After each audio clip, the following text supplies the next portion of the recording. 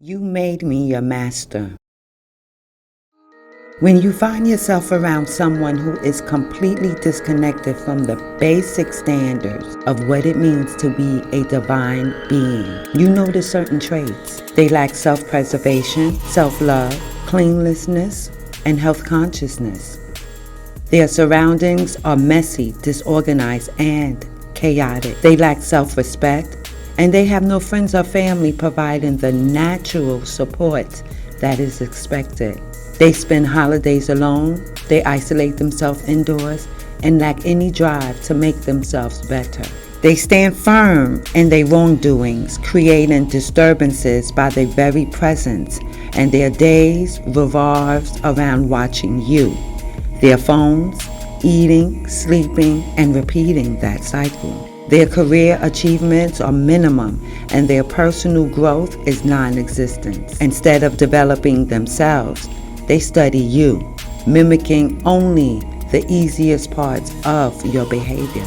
As frustrating as this may be, do not waste your energy or time on complaining about their destructive habits. These behaviors serves as a distraction from their truth, a truth unbearable to them, that if fully exposed would destroy any confidence they think they have. Compassion and sympathy encourages you to know they are the lost souls wandering around with no place to go. They are the blood-sucking parasites that exist, feeds off of, and who are amongst man. Never let them control you by reacting to their wickedness.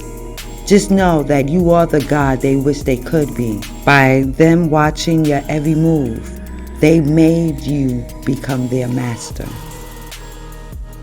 Forced to deal with an unstable person, knowing we would never associate with on no level at no time in life, could be just as deadly as walking into a burning building. The suppressed jealousy of one to another could be more dangerous than dealing with an abusive mate.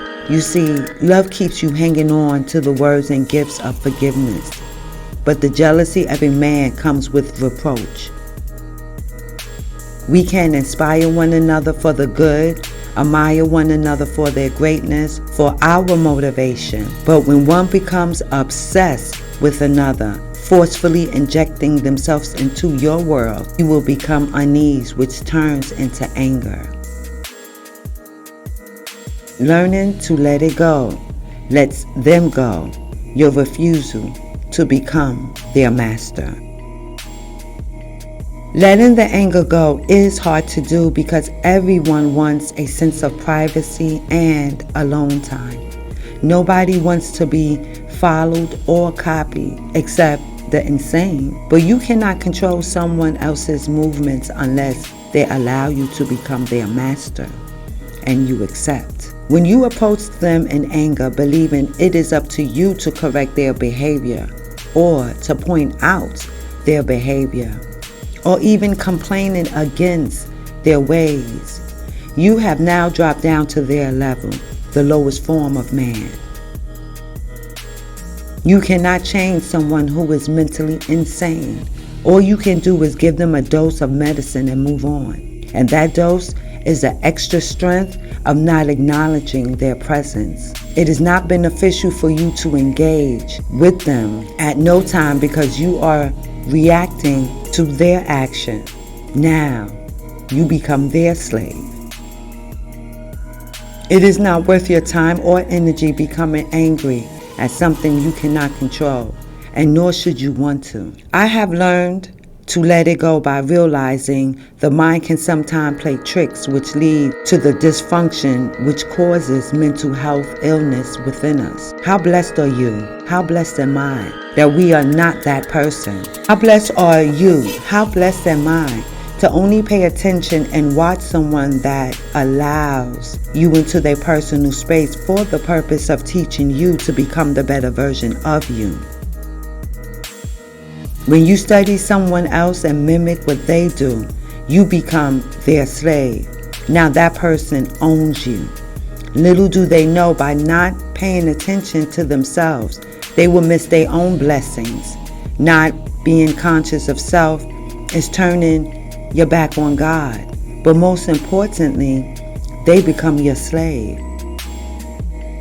Hey girl, you made yourself my slave. I own your thoughts, your fears, your intellect. I determine where you live and how you live. I determine when you get up in the morning, and I determine when you go to bed at night. I make you pretend that you are bigger and greater than what you really are. I consume and waste your energy and time. I control your every move, your definition of excellence.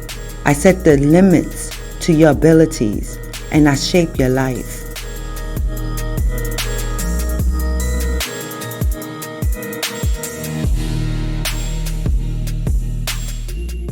Our parents did not dream us up.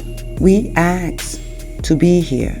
We insisted on our life, and that is why we are here, no other reason. It was too easy not to be. A star being coming down in the form of man. Now that I am here, I am doing what I should be doing, no matter the difficulty or ease, the lows or highs, the failures or success. I am simply continuing the dream I started. With that, I have learned not to be angered, just accepting and becoming comfortable with those eyes on me, because they get a chance to witness the realest shit they ever seen, my light.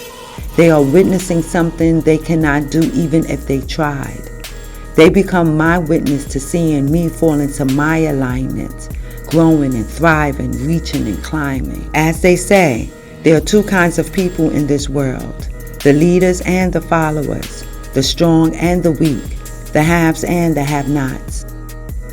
I understand now that they are the blood suckers within humanity. They come like a man but unlike a man. They are the sheep in wolves' clothing, the disease we fear to catch, the illness that will make us sick.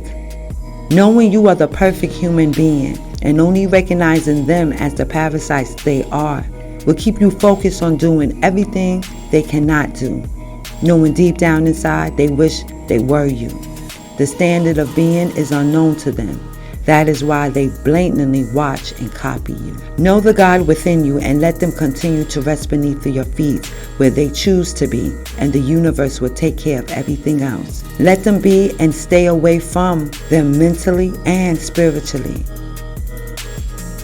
As K. Dot and SZA said, if it was up to me, and it is, I wouldn't give these nobodies no sympathy. If this world was mine, which it is, I would take them before God, which is me, and let them see the light, which they are.